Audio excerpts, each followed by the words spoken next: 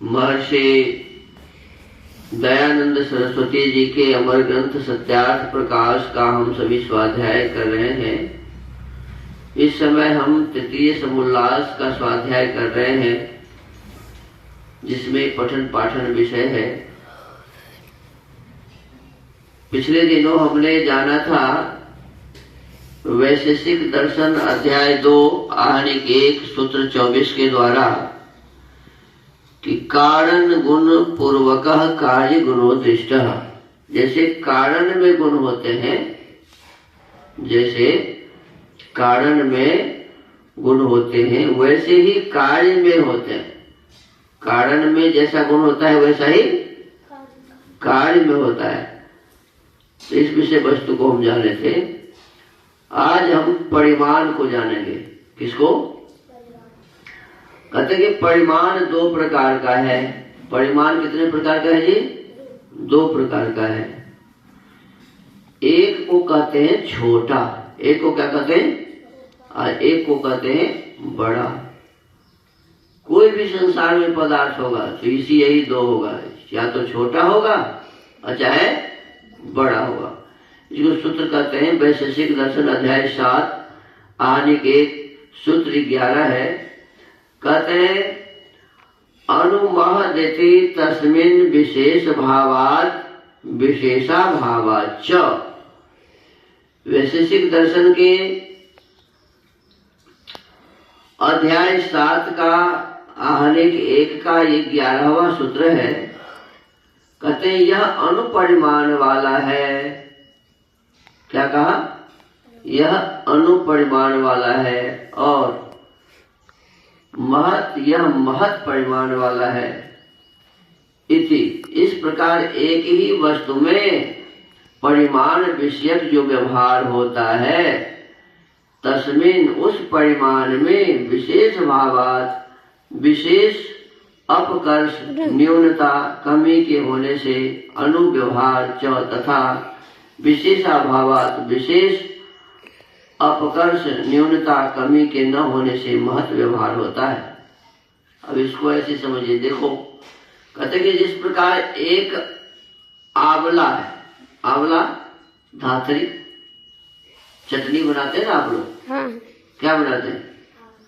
आंवला का चटनी बनाते हैं ना। तो एक आंवला है और एक चना है। चना भी खाते हैं आप लोग? हाँ। चना का बनाते हैं ना, तो चना भी खाते हैं। तो चना छोटा है और आंवला बड़ा है कि नहीं? चना छोटा है और आंवला बड़ा है। वही एक सरसों का दाना हो जाए। एक वहाँ सरसों भी देखे हैं कि नहीं आप लोग? हाँ। अब सरसों में और चना में क्या कहेंगे? सरसों में और चना में क्या कहेंगे? सरसों छोटा है और चना बड़ा है। अब देखो, आंवला और चना में क्या था? आंवला बड़ा था और चना छोटा था। और सरसों और चना में क्या हो गया?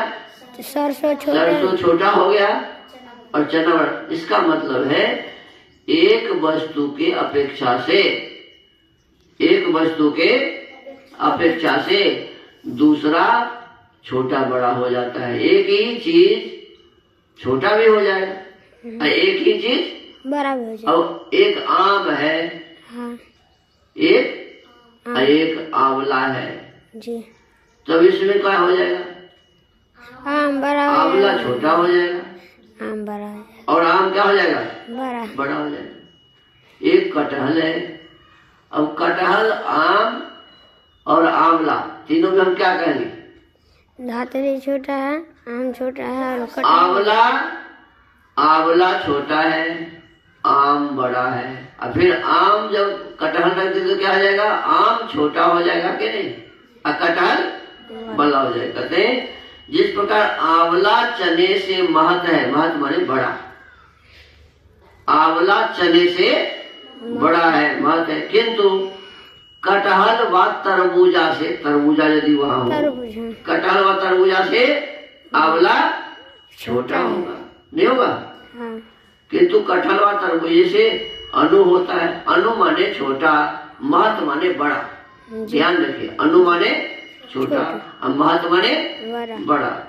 परंतु एक ही वस्तु में यह अनुमहत का सापेक्ष व्यवहार लौकिक प्रत्यक्ष ग्राही महत में ही होता है। किसी पदार्थ को हम जब देखते हैं ना, तो वो छोटा भी और बड़ा भी है एक दूसरे की अपेक्षा से। लेकिन जब हम किसी पदार्थ को देखेंगे तो कहेंगे भाई ये तो बड़ा है, ये पदार्थ हम उससे बड़ा है। यथार्थ में यहाँ अनुपरिमाण की संभावना नहीं होती। बने हम बड़े चीज को ही देखते हैं। क्या करते हैं जी? बड़े चीज को देखते हैं, छोटे का महत्व नहीं देते। कहते हैं यथार्थ में वहाँ अनुपरिमाण की संभावना नहीं होती, क्योंकि अपकर्ष हो व न हो वहाँ महत् परिमाण तो विद्यमान रहता ही है। छोटा हो न हो बड़ा तो है ही, छोटा हो या न हो बड़ा तो है ही, विद्यमान रहती है। अतः ऐसे सापेक्ष स्थल में अनुपरिमाण का व्यवहार गौण ही समझना चाहिए। अब किसी पदार्थ के अपेक्षा से किसी को हम छोटा कहेंगे ना या बड़ा कहेंगे ना, इसीलिए हम हमेशा अपने मस्तिष्क में क्या रखते हैं कि ये बड़ा है, तो बड़े पदार्थ का महत्व हो जाता है, बड़े पदार्थ का महत्व हो जाता है, और छोटा पदार्थ गौण हो जाता है, छोटा पदार्थ गौण हो जाता है। तो इसीलिए इसमें कहा गया कि अनुपरिमाण जो है वह गौण समझा जाता है, उन्हें हमें गौण समझना चाहिए। महत्व किसका हो गया? बड़े पदार्थ का। महत्व किसका हो गया जी? बड़े का। तो बस यही आज हम सब ने परिमाण को समझा है, छोटा है बड़ा है, एक की अपेक्षा से एक छोटा हो जाता है और एक की अपेक्षा से एक बड़ा हो जाता है। उसमें महत्ता किसकी है? बड़े की महत्ता होती है। छोटा हमेशा गौण होता है, छोटा हमेशा क्या होता है जी? गौण होता है। तो इस प्रकार से हमने आज इस परिमाण को जाना है। सत्यार्थ प्रकाश के स्वाध्याय को आज यही विराम देते हैं। ओम।